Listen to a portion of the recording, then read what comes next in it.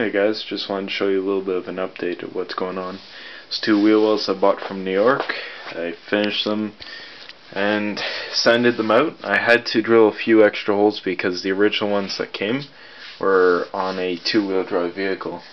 So I had to drill out for the front, the engagement for the front differential and a few other little things.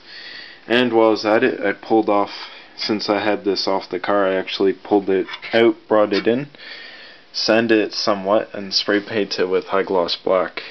It's the one spray paint I like using. One little quick tip, that is the resistor pack in the older vehicles. When you go to paint or something, try and cover it up with tape or something. Also do the same thing with the contacts. You'll have issues after if you don't. I should say I've seen it happen a few times.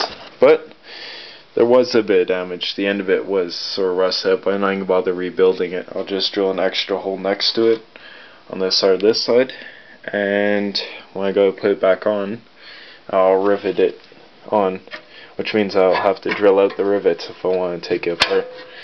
This is the blower motor that was also there, which is actually in decent condition. It's still running and everything.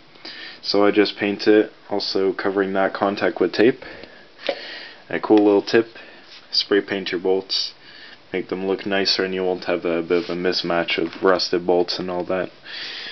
That's a little tip, is stick them into cardboard, and then you can spray them easily and spray them all together, use less paint, come out with a better result. I just let them dry for 24 hours. I used actually cheap paint. I used just Rona's brand paint, because easy, cheap, about $5 for that can. And I bought something just because I want to try it. It's a can gun that just slips on top, costs $1, and it means that you won't get spray paint on your hand. That's it. Now you can spray as if it was a spray gun. Works for me. What was the other thing? Oh yeah, the tools that you'll need. You can probably do this with one tool. I end up doing it with 3 different tools, or trying out. I have my angle grinder, which you can buy these steel brushes for it. Sandpaper discs. It'll make it easier, so you can just have the one tool. Then you just have to change out the disc for a sanding block or a wire brush. That's it. And then I just had mine on the drill. I didn't have time to go buy one, so just use one that I had in the basement. I also use my Dremel with a wire brush thing, but it's hard to see, but it's completely destroyed. Gone through like 3 wire brushes on my Dremel. I've gone through 3 sandpaper discs. I've gone through a whole bunch of these drum discs. They just shattered once you hit the edge, so I had to really be careful about that. And if you ever need a small tool, Dremel makes a really great one.